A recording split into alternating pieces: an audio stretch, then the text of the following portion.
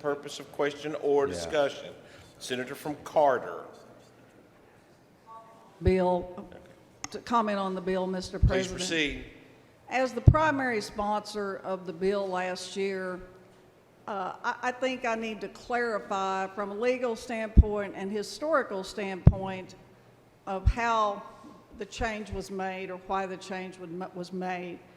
The law has always been, unless you qualify for an exemption, and they're set forth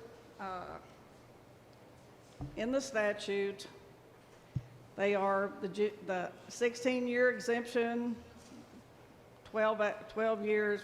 The resident owner of farmland or his or her spouse or dependent children shall have the right to fish or hunt during the open season, except trapping. And trapping, you still have to go through the scenario like every other trapper for management purposes, and the department wants to know what's going on there.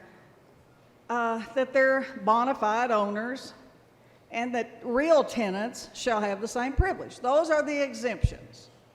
Now, to say that farmlands was not previously farmlands, which in every definition that I have ever seen as an attorney and a legislator, including one that was used to be in KRS 132, was 10 acres or more, contiguous. I think the USDA allows some exemption for that.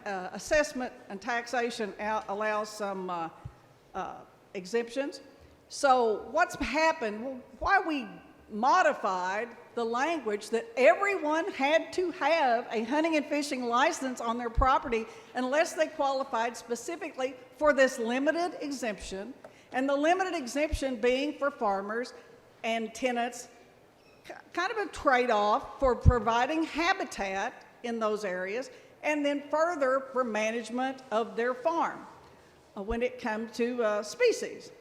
But it all still has to be done in season. And it's always been that way. And the definition of farmland until 1032 was repealed was 10 acres.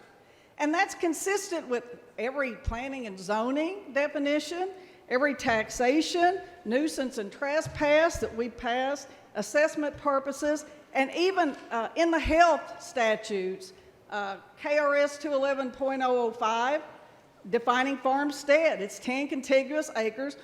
And most of these definitions have an additional thing that ag activity actually has to occur on that land. So what happened was, when we were doing the bill last year, law enforcement had some issues, maybe with some local prosecutors or whatever. There was telecheck fraud, and any of those of you who aren't familiar with telecheck, now, instead of taking your deer down to the general store and checking them like we did in the old days, you do it online. It was a big social event. I miss those days. But we do it online. So telecheck can allow an individual to take an animal and do it on the internet. There was investigations done in certain areas of Kentucky that brought forth fraud in the taking of these animals, which certainly a poacher, to me, is a poacher. They're not a sportsman. But it depreciates the agency bottom line by that individual not buying a license and committing fraud, saying they qualify for a farmland exemption when they do not. So we were trying to put it in this portion to maybe give prosecutors and COs a little boost in their enforcement, which they should have, because these people are poachers. So we looked at the 10-acre provision.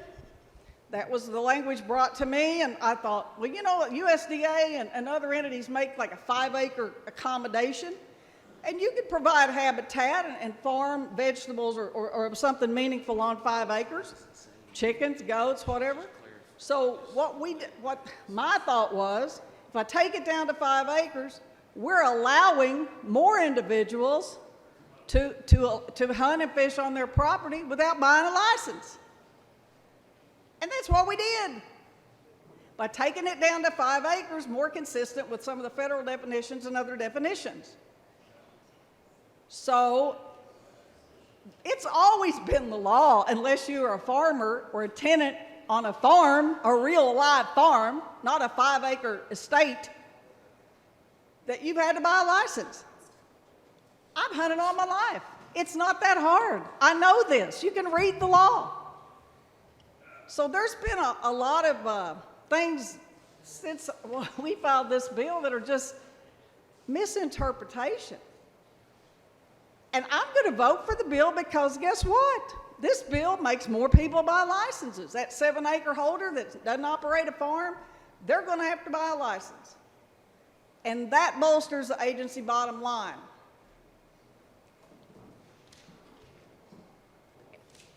So let me just say why that's important while we vote on this bill and why I vote for the bill. Fish and Wildlife Agency is not funded by property taxes. It is not funded by general fund dollars. It doesn't have a dedicated sales tax in this state like Missouri does. It is funded by license sales, fees, and the federal Pittman-Robertson Act tax on equipment. So everything we do to cut our agency bottom line, we cut our federal dollars. Those are necessary federal dollars. If you want deer and turkey, I grew up in East Kentucky. We didn't have a big deer herd growing up. First time I saw a turkey was in West Kentucky bird hunting when I was about 12 years old. It scared me to death.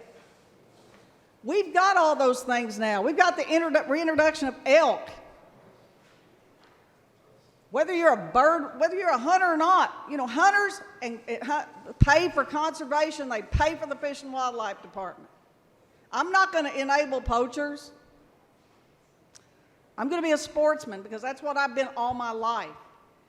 And it's important that we fund the agency to allow them to do their job, because we do it for the public trust. Those animals on my farm are not mine. The ones in your backyard, they're not yours. The U.S. Supreme Court has spoken that they are the public trust, and that is what the North American wildlife model is based upon. We're the envy of the world, and it works. I will never do anything to undermine that, and if you don't know about it, I'll educate you on it. I spend a lot of time doing it across this country and in other countries through our Sportsmen's Caucus and other avenues. It's important, folks. Public trust is important in this arena, and that's who the animals belong to, not me as a landowner, not me as an individual, not me as a license holder.